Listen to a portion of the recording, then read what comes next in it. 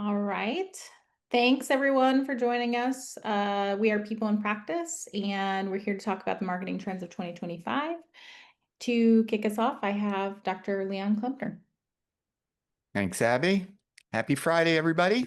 Thanks for joining and welcome to another live People in Practice Orthodontic Learning Series webinar. For those of you that do not know me, my name is Leon Klempner. As Abby said, I'm a board certified orthodontist, proud board certified. I practiced clinical ortho here in New York for almost 40 years before selling my practice to my partner. I'm currently the director and the craniofacial orthodontist here at Mount Sinai Hospital in New York. I'm also part-time faculty in both ortho departments at Harvard and Montefiore. I serve as the CEO and co-founder of People in Practice and the co-host of the Golden Age of Orthodontics podcast. If you haven't listened to it, I suggest you subscribe. If you're joining us for the first time, our goal in this series is to explore topics that are important to you as orthodontists. Today's webinar is part of our practice marketing track.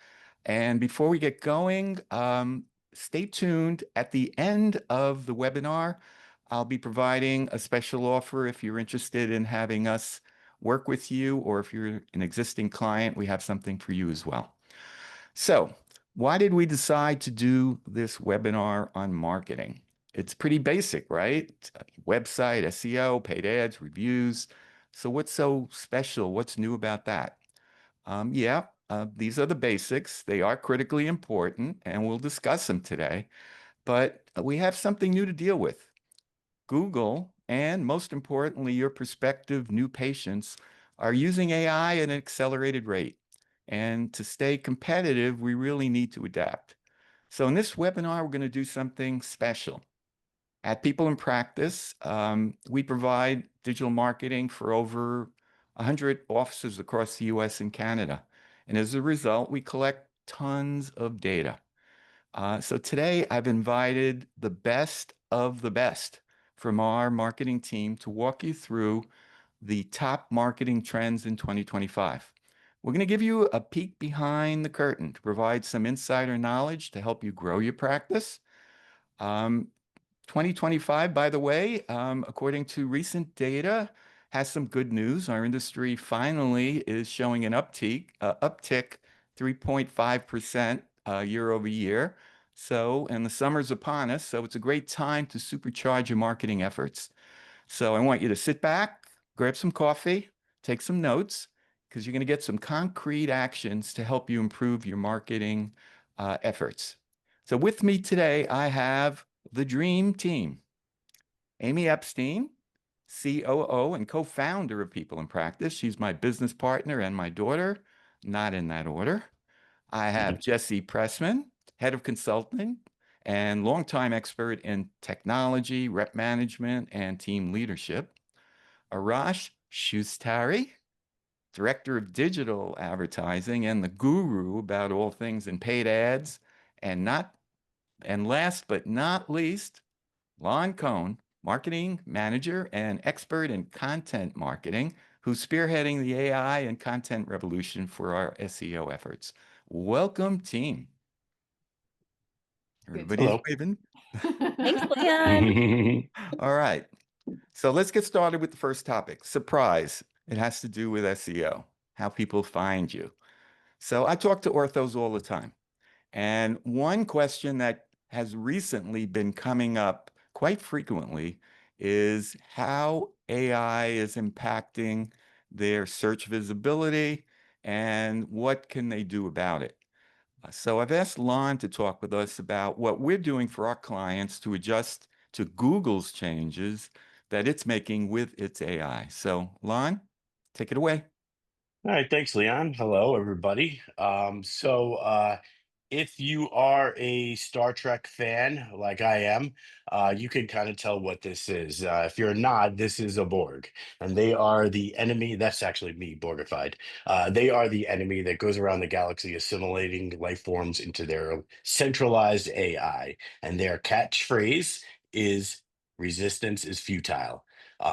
That's pretty ominous, but that phrase is going to set the stage for everything I'm going to talk about following. So in the not too distant future, your next patient may never even see your website. They're not going to see your website. They're not because your site is bad and it's not showing up, but because AI is answering their questions before they even click. They don't have to click because AI stole your data, basically. That's pretty harsh, but it does. So the old SEO rules, they don't work all alone anymore, and we've got to adapt. So for years, SEO was pretty straightforward. You optimize your website, you focused on keywords, and you updated your Google business profile, and that was it. And we built entire strategies around that plan. But those days are kind of going away. They're not gone, but they're going. And we're now entering an era that's called the answer engine optimization era. And I'm just going to read what that, the definition of that, shortened to AEO. So AEO, the engine optimization era, involves structuring content to be easily found, understood, and cited by AI-powered tools and answer engines. This shift requires a different approach than traditional SEO, emphasizing concise, factual, and well-sourced content, particularly for AI-driven search. So what that means is that AI still cares about your keywords, it still cares about, but it also cares about context. It's still your story, and we just have to make sure that AI knows how to tell it and it gets that story from you. So your content has to be doing its job, because if it's not AI readable, it may never be seen or show up in those areas where AI is going to pull your data. So for your practice, it means this: if AI doesn't understand you, it won't recommend you. If it doesn't recommend you, someone else is getting that visibility, most likely your competitor. So structured data that we use for SEO is still relevant. So the more things change, the more they stay the same, right? So this is what this slide is showing what we've been rolling out at People in Practice. It's called the structured data schema. So this kind of looks like the matrix. It's a lot of machine language, but this schema markup tells AI exactly what your site is about. It says this is an orthodontic practice. These are your services. This is the doctor. Here's what our patients are saying. And here's some other great info about orthodontics, braces, clear aligners, etc. in general that's coming from your site. So we're using this because we're not hoping that AI gets it. We're handing the answers for the answer engine optimization. And it's kind of still like basic SEO, but with an eye towards AI in the answer era. So what follows is, what you'll see on the next slide, is that AI might be skipping your website altogether. So this is just for you to know. This is called the knowledge panel, okay? And I'll get to it. But we are now in a hybrid era where you're getting answers. AI pulls info from everywhere: your bio, reviews, services, your website, social media, and then it decides who shows up in all the places that Google shows searchers, like in these knowledge panels and AI summaries. And if you've been using Google, you've probably seen these. And Google says that knowledge panels are information boxes that appear on Google when you search for entities like people, places, organizations, and things that are in the knowledge graph. And they are meant to help you get a quick snapshot of information on a topic based on Google's understanding of available content on the web. So it's basically AI pulling stuff and giving you an answer up top. And in this case, on this slide, you can see here, we had, this is one of our clients.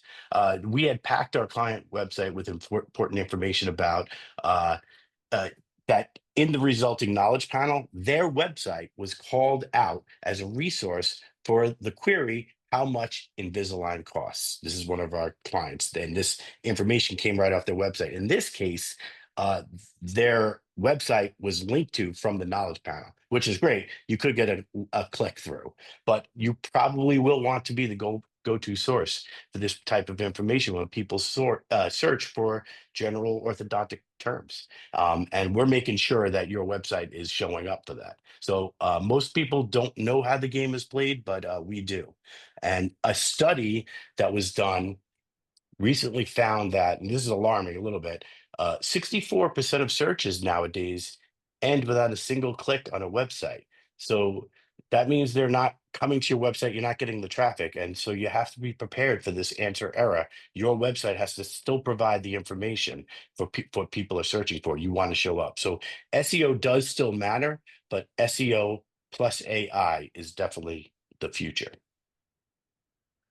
So this is why we kind of implemented the structure, because it tells the knowledge panel what to show, what we want it to show.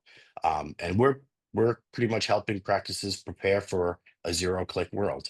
Like I said in the beginning, resistance is futile. This is happening. This is not going away, and it's probably accelerating. And so we're entering an era of the answer engine optimization, where a list of website links as a result from searches, that's starting to go away.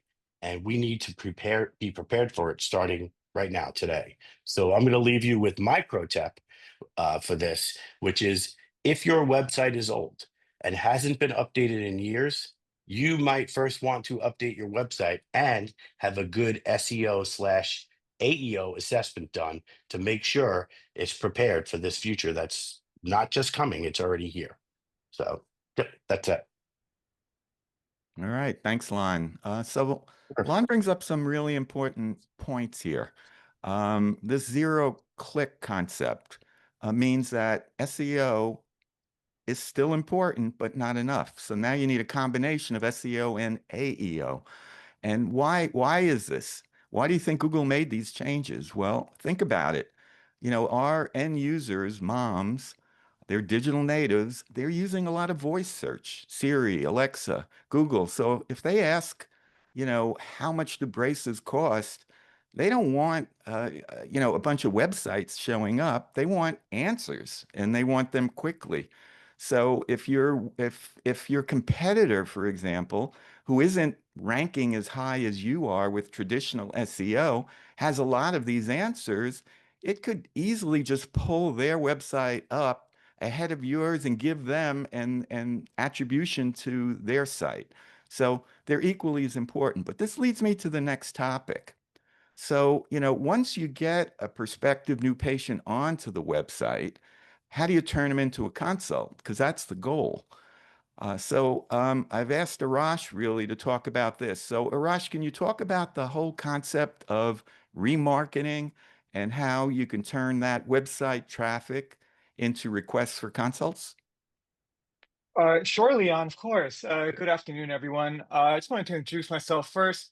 As Leon said, my name is Arash Shteri. I am the Director of Digital Advertising here at People in Practice.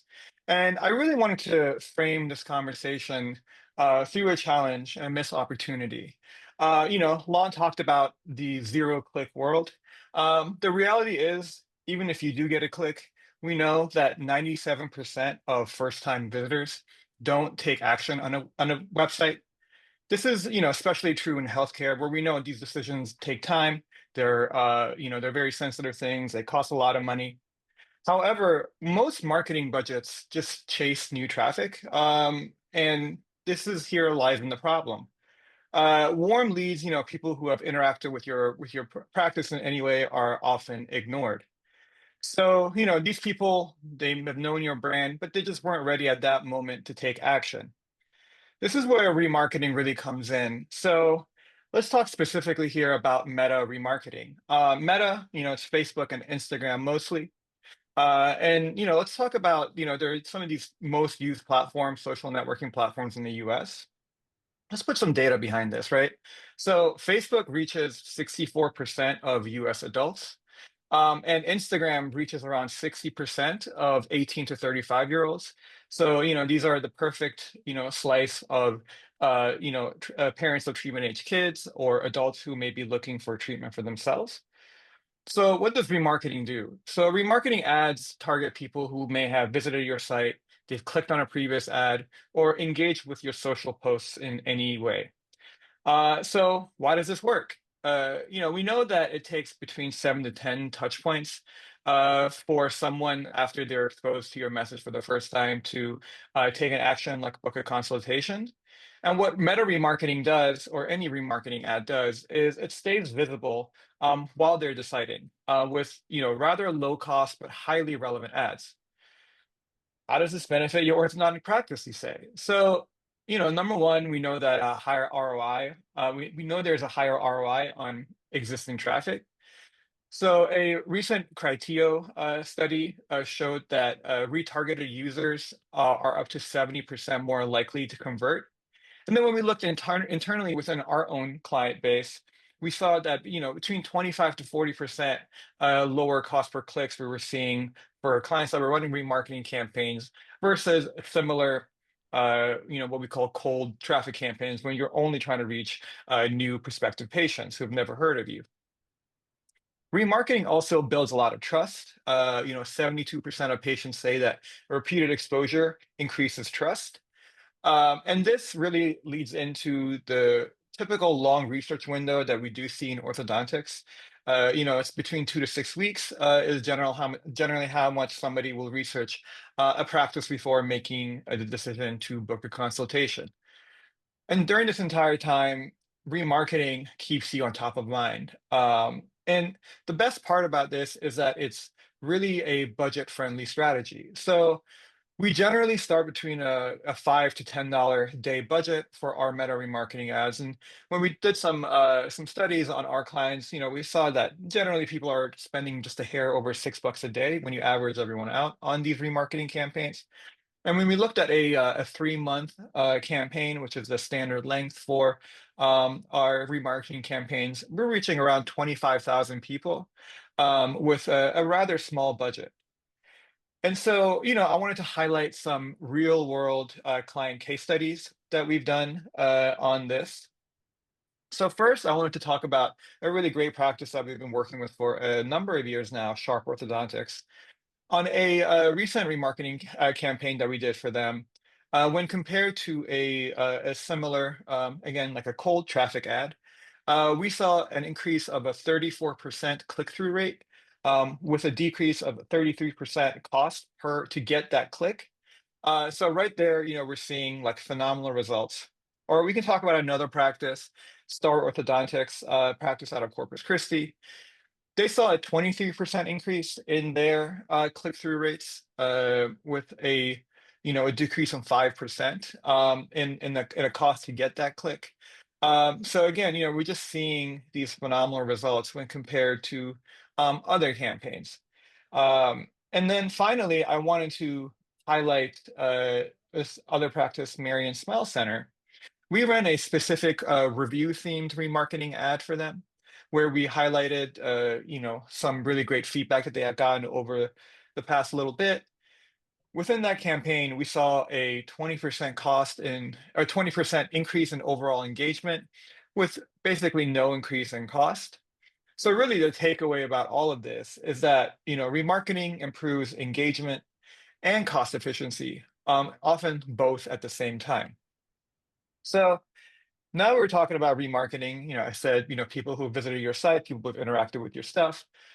Now we have to talk about, because we are in the healthcare industry, an issue around compliance and just knowing what you have to do about this. So meta remarketing does use behavioral targeting, which just means that HIPAA compliance here is essential. There are risks if you do this wrong. Most generalist agencies or DIY efforts, they don't really understand that the HIPAA compliance and the PHI factors in here. So if I was going to have some advice, is that you must use de-identifying targets to make sure that you're not having that liability. Never use like actual patient data.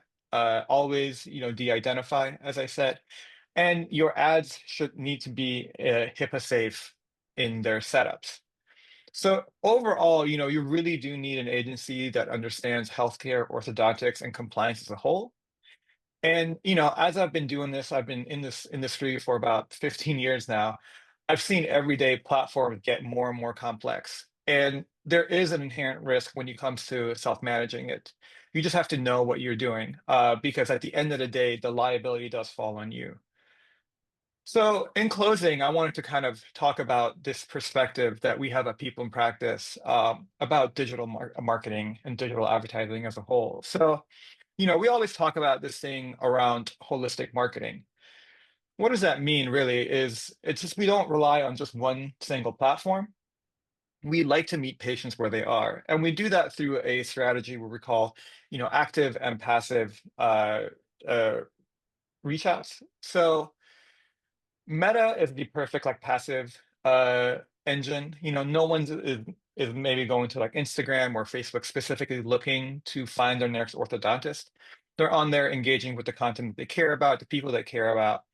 And through our targeting, we're able to, sort of slide in your message as they're carrying on with their use of Instagram and Meta, and Instagram and Facebook. And in that time, you can really expose them on their own time to your message, to your communications. And then when they are ready to book a consultation, they're in the active research phase. We like to also find them on Google. So this is where we talk about the active versus passive. So, we like to let people know, present you as a authority in your community through Meta, and then really hook them in through Google. We align messaging to their phase in their specific journey, right? And what we know about this, and we've seen consistently, time and time again, is that these relevant brand experiences do lead to better results overall. So, with that in mind, I just want to thank you so much for giving me some time to share a little bit about our digital advertising philosophy, remarketing, and everything. I'm going to hand it off back to Leon, and he can help us, take a deep dive into the way we can localize your brand. Thanks, Arash. I don't know if I'm taking any deep dives here, but there's a lot of information up there, and just highlights how complex things are getting. And every once in a while, I'll get a call from an orthodontist that wants to use our services, but says to me, I only want you to do Google ads, or I only want you to do Facebook ads. And it takes me some time to explain that it doesn't work that way. You heard just what Arash just said, that 97 out of 100 um, new patients new visitors to your website don't schedule a consult. It takes 7 to 10 touch points. So where are they getting those touch points? Well, they're looking elsewhere. They're looking at your reviews. They're looking at your social media. So you need a robust program that covers all the places. We need to be where they are. And while we're talking about paid ads, advertising really is about amplifying a message. So I'm asking you, and I'm asking you to as an exercise, what's your message? What are you amplifying? What makes your practice different? So Amy's here, and she's an expert in this area. So Amy, do me a favor and walk us through what your thoughts are about how important it is to differentiate. Absolutely. This is my favorite thing to talk about. So while Lon and Arash are giving you insights into what's changing and how to deal with it from an SEO standpoint, from a digital advertising standpoint, I'm here to talk about what you're going to say, what you should be saying, um, both to make sure that you're speaking to the audiences that are local to you, that are relevant to you. That's the localization thing that my dad was just mentioning, but also that you're being authentic in what you're saying. And then we harness everything that Lana's talking about and everything that Arash is talking about in order to amplify that. So I'm going to take it into like kind of we're going to speak English again for a moment and talk a little bit about how to differentiate your practice, and make sure that it's authentic and localized to your community. So in marketing terms, we call this work developing your differentiated brand positioning. And that's about as marketing-y as I'm going to get during my little section here. And essentially what it is knowing three things: what your core competency is, what your competition is and isn't saying and doing, and what your patients need and value in your community. And from this exercise, you can identify what that like unique thing that you do is. And by doing all the work around it, you can make sure you're not sounding like a plain vanilla orthodontist. Like I do braces, I do Invisalign. Well, those are kind of table stakes these days. So what is it that makes you different that also the competition isn't saying? Because that's important too. You don't want to be saying something very amazing, but your neighbor is also saying that very amazing thing that's doesn't help you distinguish yourself. And then lastly, like that the patients actually care about what you're saying. Like it matters to them, this thing that you've decided to hang your hat on. So let me walk you through using some case examples of how to go about doing this. So on this slide here, we have a client, Dr. Moravec, and in doing this exercise with him, we identified together that some things that make his practice unique and in his community that he felt was unique and that he could consistently deliver on was that they provide flexible scheduling options. Evenings and weekends were on the table. They offer remote monitoring, which saves patients and also the practice time and minimizes scheduling issues. And he personally oversees every step of his patient's orthodontic care. So we would call these the core competencies, things that are strengths that can be consistently delivered on. Then we look at what patients in the community need. Now, most of you know what your patients value. They tell you all the time, these are the things these are the reasons why we come to your practice. These are the things we care about. Well, you can also look to the reviews that you get because that's where everybody's talking about the things that matter most to them, that resonate most to them, and why they are so happy with your practice. So in doing that, we're finding some continuity, a through line here between core competency and patient needs. Here we have an example of like bringing to the surface, I only had 5 visits throughout my treatment. I was able to do this from home, and this time savings so significant. Thank you for, allowing this to be the way I go through treatment. So that was, something that matched up between what the practice said and what the patients were saying about things that mattered.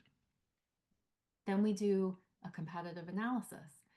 And a competitive analysis can be largely about what the practice is saying on their website, what they are saying they're doing on their website, because largely that's what prospective new patients are looking at. So you can have a look and you may know the practice, which is helpful, but also look at their communications to see what it is that they're claiming that they do, and look at everybody in your area and just make sure that the types of things that you're looking to talk about are not the same as what the competition does. So once we triangulate these things, we can land on some high level phrasing that we can flesh out into deeper language for different platforms and then support with proof points of what the practice actually has in place at the practice to deliver on this message. And this is the thing that becomes the North Star of all of the marketing communications that go out. Your differentiated positioning, in this case, expert care, trusted smiles on your schedule. And we deliver this message in partnership with the practice because it has to happen on the ground as well as in the marketing sphere, the marketing universe. We deliver that consistently because the only way to build a brand that people will recognize and remember and associate with your practice is to do this consistently, say the same thing consistently. So this is what we say on the homepage of the website. This is what we're saying in the social media that is being put out. This is what's happening in all of the ad campaigns that Arash is running for the practice. This is what's happening in the language that we are putting out in the content on the site that gets picked up by the AI that's sitting on top of the search engines these days, so that there is a consistent delivery of that key message. And that key message is something that's distinguished in the community. I'll give you another example. This is Bastion Orthodontics in Washington, and the whole ethos of that practice is integrating technology in service of better patient care, elevating smiles with cutting edge care. That is something that is consistent across everything we do for this practice. And at this point, having been, the first to actually bring aligner therapy into the area, like, it's very clear that this practice is synonymous with this cutting edge care. One more example for you, just so you can see it doesn't always have to be about technology. At Co-Orthodontics, his practice very much focuses on the journey of the patient from start to finish at his practice. It is the experience that matters at this practice, and that is what is front and center. Your journey to a healthy smile should be as remarkable as the results. You can see we flip it a little bit here and focus on the doctor and the team and the interface in the website, and every single touch point with this practice is about the journey and how they partner with you there. So I think that's my last slide. Yes. The other thing that you can do as you go about distinguishing your practice is make sure that you integrate localized elements, things that are unique to your communities, into that differentiation exercise. So when you look at your core competency and you look at what patients care about and what the competition's not doing, think about ways that you can resonate with your local community. And some of that might just be in the way that you go about communicating your key message through the website. So maybe there's some visuals that represent your local community, and some language in the ads that you run that reference the local school district. And so there are different ways to do it to make sure that you're hyper localizing what you're doing to your community. Because, circle back to the very beginning, authenticity and differentiation are the things that you want to be saying that are being amplified by all these amazing tools that we're employing to make sure your marketing communications is absolutely as strong as it can be. So if I can leave you with one pro tip, as we're doing at the end of these little sessions we're giving, pro tip: make sure the thing that pops out, look at your website, make sure the thing that pops out is, like, if you were to take away one key message, what would it be? Make sure it's clear and distinguished and differentiated, and make sure it's really visible. It's high level. Like, this is the thing we want you to know about our practice. It's got to be at the top. Make sure it's not buried. And if not, just move some things around and do that exercise that I showed you at the beginning, so that you can land on that differentiation and make sure it comes out loud and clear. Thank you very much. Over to you, Leon.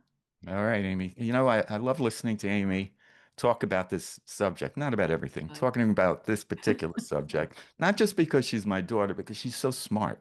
And if you think about this for a minute, as orthodontists, if we're not differentiating from one another, then we all become a commodity.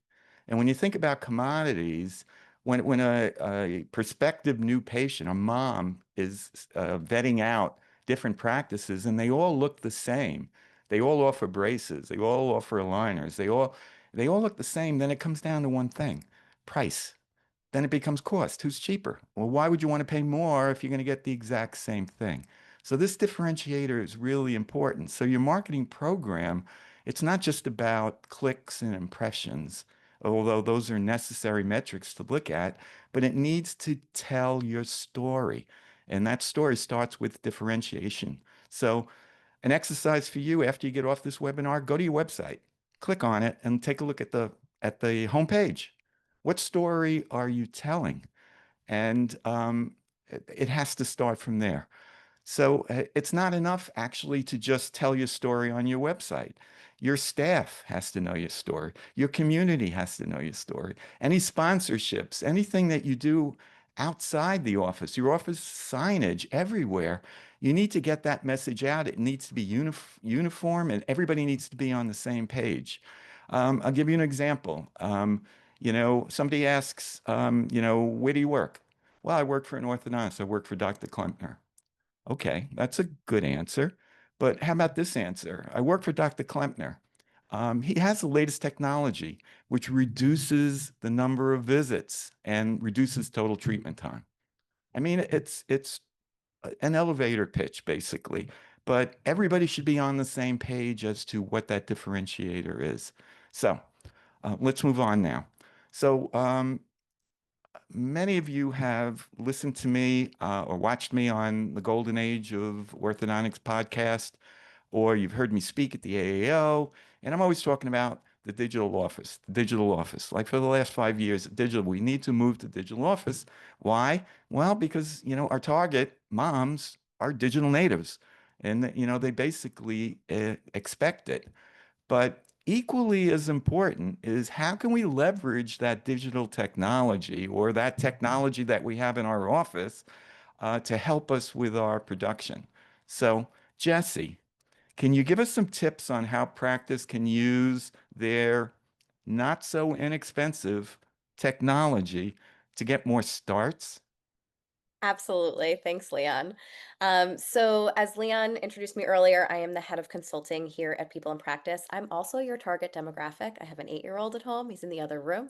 But part of what's exciting about being the head of consulting here is I get to hear from our clients directly and through our growth consultants about what technology they have in the practice, how they're using it. And then I get to hear my growth consultants figure out how to use that to differentiate and also how they're hearing the practices use it to spur their own growth. So, one of the areas that I'm seeing practices take advantage of existing tech to spur that growth is remote monitoring. So first of all, just like Amy said, you've got to be using it as a differentiator.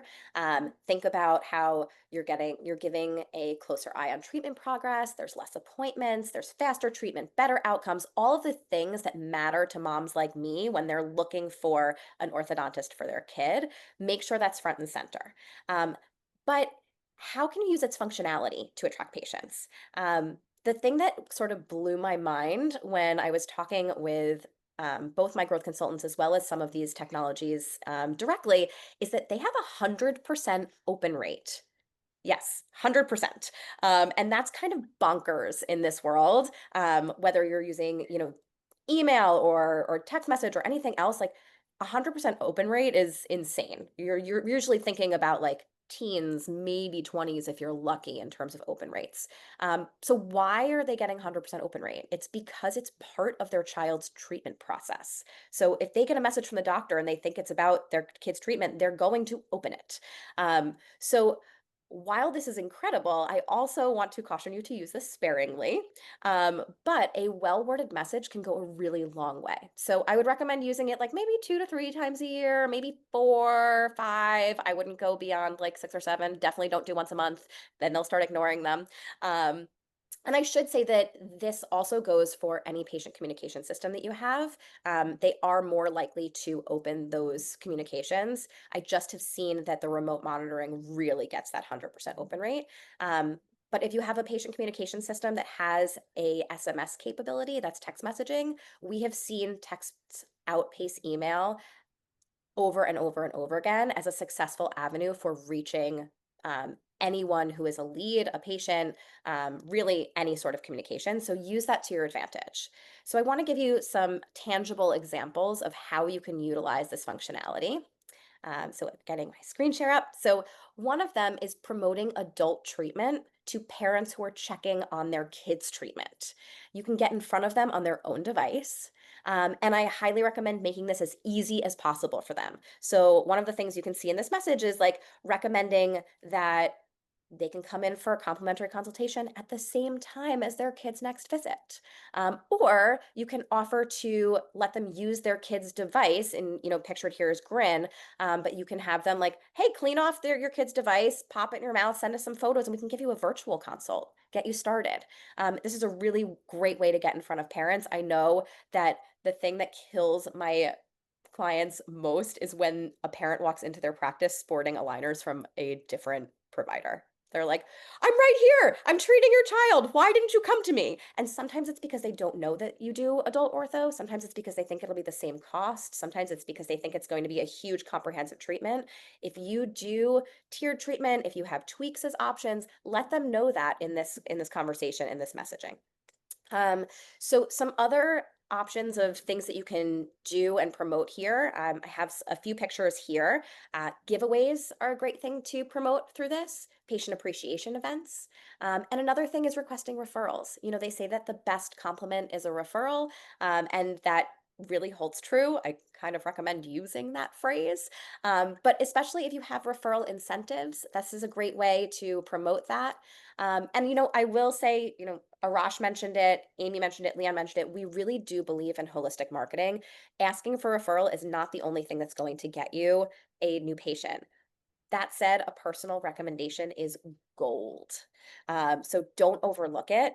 Those parents are still probably going to look at your website and your socials and your reviews and all those other things. But hearing from the mom next to them is a huge weight of credibility that lends itself to your practice. And so my tip here is that, and this isn't in my like pro tips at the end, but this is a special tip.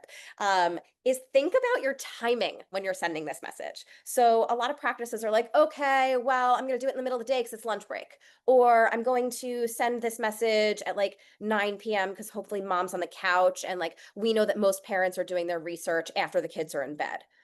But for this one, I recommend sending it on a weekend, right? Like picture mom and dad at Little League on the baseball field, sitting on the bleachers, and they get a message about, you know, their kid's treatment plan, and they open it up, and actually it's the practice saying, "Hey, we have this great referral incentive." And they say, "Hey, has Johnny started treatment for orthodontics yet? Have you seen Dr. Sam or whomever it is?"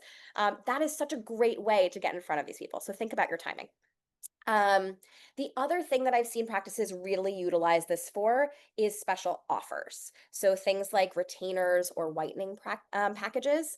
And the thing that I will also call out here is that if you are using an AI-driven remote monitoring tool, I like Grins, it's right here, but others also have it. You can pre-schedule this into your workflow. So that means there's zero lift for your front desk, for your technicians, for your side by chair. They don't have to remember when it is during the process that they're supposed to start talking about retainers or that they're supposed to start talking about whitening.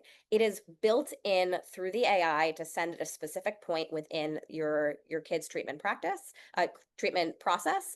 And then you get that right out there in front of them, again, directly through the platform that they're already talking to you on. So that's, I think, all of my examples. I also wanted to talk about another piece of technology that I'm seeing practices really utilize to help spur growth, and that is automating their messages around feedback or review asks. So long gone are the days when you could have your front desk person hand mom an iPad sitting in the waiting room and say, "Please, can you leave us some feedback?" or "Please, can you leave us a review?" And I will say, like, this, when I first started at People in Practice, 12, 13 years ago, this is what we did. We were like, absolutely, that personal ask is huge. You have to do this. And I don't dismiss the idea that a personal ask is crucial. However, you need to get in front of them on their own device. And so if you can connect with your patient management system to send an automated message, that is really going to get in front of them in order to increase your reviews. We have a system called Patient Queue. It connects directly into your patient management system so that we can make sure that we're sending out a request either for a review directly or for feedback an hour after a patient's appointment starts. That way it's fresh in mom's mind or dad's mind, whoever took them to the practice. And it gets them leaving that feedback or review immediately. Patient Queue also has all sorts of like two-way communication. So you can communicate with them if the review is less than stellar. You have a way to like reach them directly. You can text them directly on their device. It's completely HIPAA compliant. The thing that is so important about this is the reviews that you're gaining online. Medical economics says that 94% of patients consult online reviews when they're evaluating a healthcare provider. So it's really essential that you not fall behind in this. Additionally, as Lon was talking about earlier, with the AI revolution, AI is picking up on the weight that customers are placing on their reviews, and Google is working to ensure their authenticity. So we're finding more and more that the practices that we're seeing spotlit in those AI summaries, that card that Lon was showing before, are the ones that have more and more reviews, because Google is placing that heavier weight there. So really making sure that you take your existing systems and start asking for those reviews or that feedback is really crucial. And if you don't have it, please feel free to reach out to us and we can help you work with your system, maybe put patient queue into place.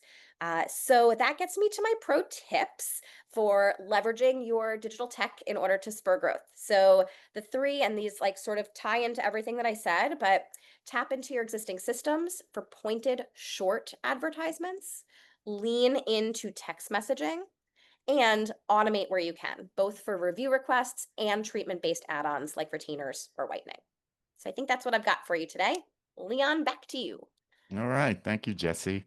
So I don't think it's any big secret that text is king and has replaced emails or phone calls.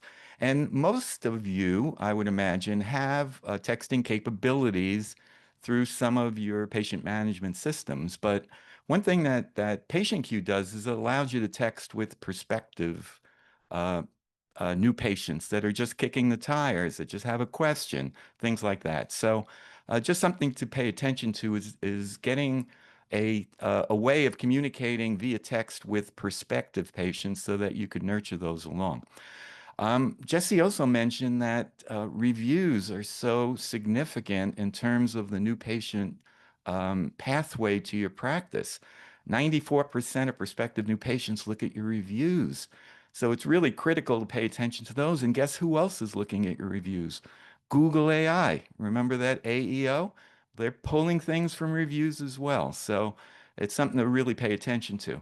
And while we're talking about practice growth, let me tell you something interesting that we have some new data that we've been looking at. And what we're seeing is that kid starts are up while adult starts have leveled off. For a long time, adults were carrying the growth, but we're seeing a change now. And so we recommend that you not only market to adults, but let's not forget marketing to the kids. And particularly right now, right before summer, you might want to put a few extra dollars behind some of the kid-focused campaigns because it could go a long way. And I have to tell you that, kids that come to your practice early, that get to know you, that build trust, are likely to start treatment. So whether or not you're an advocate of two-phase treatment or early treatment, it's always a controversial topic. It doesn't matter. You should be nurturing those young patients, getting them into your practice. So you want to build an early ortho campaign. And here are a few things to just remember, keep in mind. First of all, the AAO has a lot of written material for bringing kids in at age 7, where we can educate parents on the topic of what to look for, so they know, when they start seeing crowding or an overjet, to bring them in that early. Whether or not you're going to start treatment is secondary. But if you do have the expertise, then consider adding more two-phase treatment into your practice. I did a lot of two-phase treatment, and not because I was promising that they would get a better result, but I felt it was just an easier way to do so, to treat. So, I had a high percentage of two-phase treatment in my practice. And if you don't, and you're bringing them back on recall, remember, if they're 7 and they may not be ready till they're 11, and you bring them back every 6 months, they get tired of that. They need to know why you're bringing them back. So you have to give them a reason why you want to continue to see them on a regular basis. For example, I'm Mrs. Jones. This is a little early. I want to, keep an eye on things and wait for the right time to treat.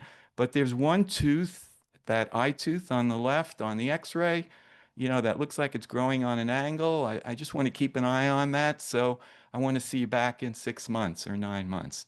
So giving them something, and maybe it's the overjet or the underbite or whatever it is, so that they're not just coming back and wondering why you're bringing them back when they still have all their baby teeth. It doesn't make any sense. Taking time out of school or taking time out of work, etc. And always highlight your brand differentiator. So in closing, we covered a lot today, and I hope you found the subject matter helpful. So let me recap a few things for you to take away. Number one, add some questions to answers to some common questions on your website. It's not a bad idea to have a frequently asked question list. Think about what parents might be asking and have concrete answers to it. For example, if they're asking about costs, don't have something vague like it depends, every case is different. Put down a number. It's between 6,000 and 7,000 or 5,000 and 6,000. Give them a range, but put something down so that Google AI will pick it up and deliver it. It will help you. Have your marketing agency start remarketing campaigns. This is gold. These are visitors that are coming to your site. We don't want to just ignore them. And perhaps most importantly, identify your differentiator. You heard Amy talk about this unique value proposition. It's kind of a marketing term, but it's identifying what you're strong at, what your patients, your local patients want, and what your competitors aren't offering. And that sweet spot is something that we need to message across all of your sites. And make sure that your website is messaging that differentiator. Take a look at your website and see what message it is sending, if any. Leverage your office technology to get more starts. And refocus your marketing on more kids and their parents. Don't forget, they're coming, your parents are coming, they're ripe for, are you still wearing your retainer if you had braces? No, and they'll show you your teeth and there you go. So I mentioned earlier we had a special offer. Let me explain that to you. So if you're a new client and you sign up within the next 30 days, you get 1 month free.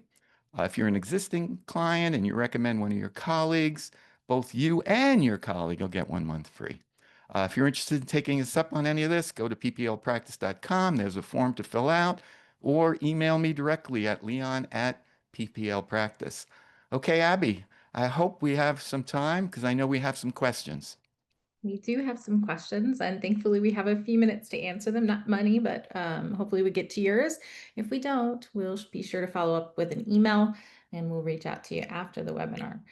For all of you who may be wondering, did I take enough notes? Just know that we will send out a copy of the webinar and the slides to you afterwards, so you won't have to remember everything that we shared today. Let's take our first question, which came from, I believe, Dr. Tom Fury. His question, I think, is a good one for Jesse, and it is, do you have recommended or preferred tech stack for SMS, patient referrals, reviews, and virtual consults? Well, at the risk of sounding self-serving, we have developed a stack that does all of those things. It's called Patient Queue, and it has HIPAA-compliant two-way texting and two-way email, a simplified dashboard that allows your practice to utilize that functionality. It also has HIPAA compliant forms that we can embed on your website for things like virtual consult, in-person consult requests, contact us pages, as well as referrals for both friends and doctors who are referring to your practice. We also have like some nifty QR codes that you can hand out to referring practices or put on the referral pads that will allow patients to come in through that into this portal. Abby, did I hit on each of the pieces of that stack? I think so, yeah. I would Oh, just add I think the one that, piece that I missed was was the review piece. yeah. So it also connects directly with patient management systems. We can help configure the patient management system to lead directly into the Patient Queue platform, where we like to collect feedback and or reviews depending on your risk tolerance level. A lot of our practice is ask for reviews right away, and we funnel them directly to Google.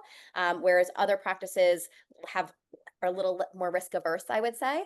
And they like to collect a layer of feedback first so that they can address anything that comes in.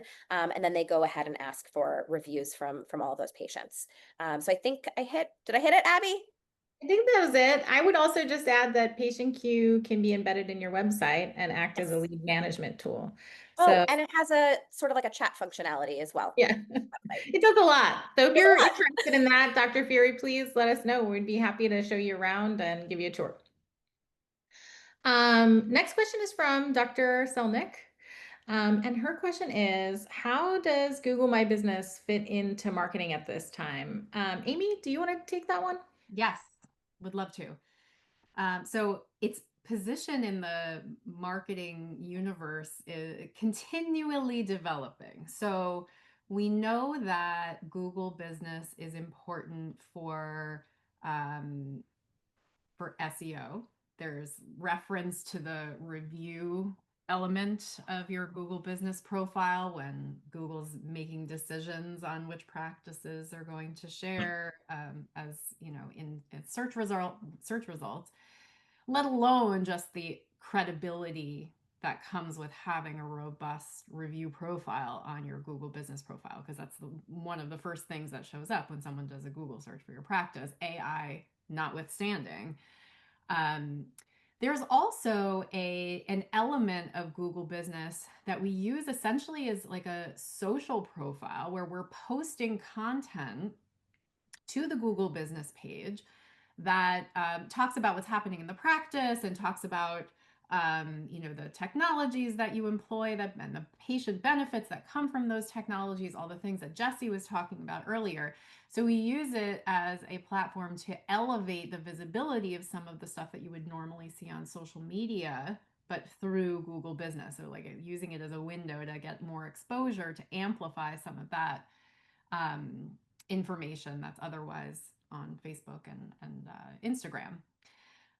I would say the last part at the moment, because it's ever changing, that your Google Business Profile helps with is that there is a question and answer functionality within your Google Business Profile. And if you are there, somebody like us is there on your behalf, making sure that those questions are being answered in a thoughtful way, that can only serve what Lon was talking about earlier with where AI is going to be referencing the digital properties of your practice and being able to pull answers. Like that's going to be one of the areas where information is going to be pulled. So let alone the fact that if there's a question there and you have answered it, it shows that you are paying attention and that you want to be transparent and authentic about how your practice is being put forth online. So I would say that those are really the key ways that we're using your Google business profile in the marketing mix right now.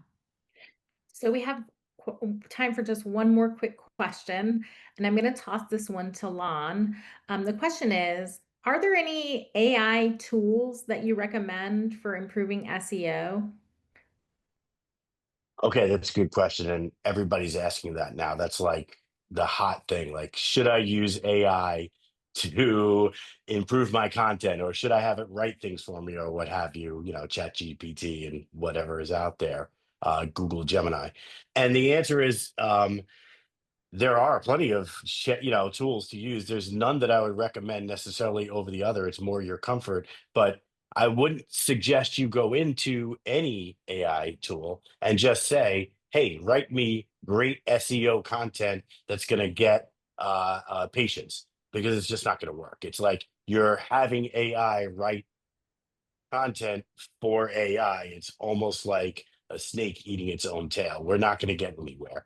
You need to be, and I use ChatGPT and those tools all the time. But you got to really know how to program them. And it's got to come from a place of trust and authenticity, which means you have to start with the content created by a human that has done the analysis, that has the expertise, that knows what they're talking about and knows what you're has gone through the process that Amy has talked about and then created the content. And then you might be able to throw that, into Chat GPT or your favorite AI program, but not blindly, and generically. And in my case, you have to have a very strict way that you program it to have good results. And it may help you, of course, but there's no solution that's taking you out of the equation if you're not doing the processes that we've talked about today. So yeah, um like I said, you could use it, you can use those tools. They're all, the popular ones are great, but you have to have a human interaction with it, and you have to know what you're doing. It's a tool. It's a tool. It's a great tool, powerful tool, but it's still at the end of the day a tool. Got it. Well, thanks, Lon. If you are still with us, I appreciate it. There are a couple questions we didn't get to answer. We'll be sure to reach out to you and follow up on those. If you are interested in doing these things yourself, we are going to send you this presentation so that you can use it as a tool. If you are not interested in doing these things yourself and you'd like some help, again, you can reach us at pplpractice.com, or you can email Leon. He loves to talk to you. And his email address is leon@pplpractice.com. Thank you so much for joining us. Everyone have a wonderful afternoon and a great weekend.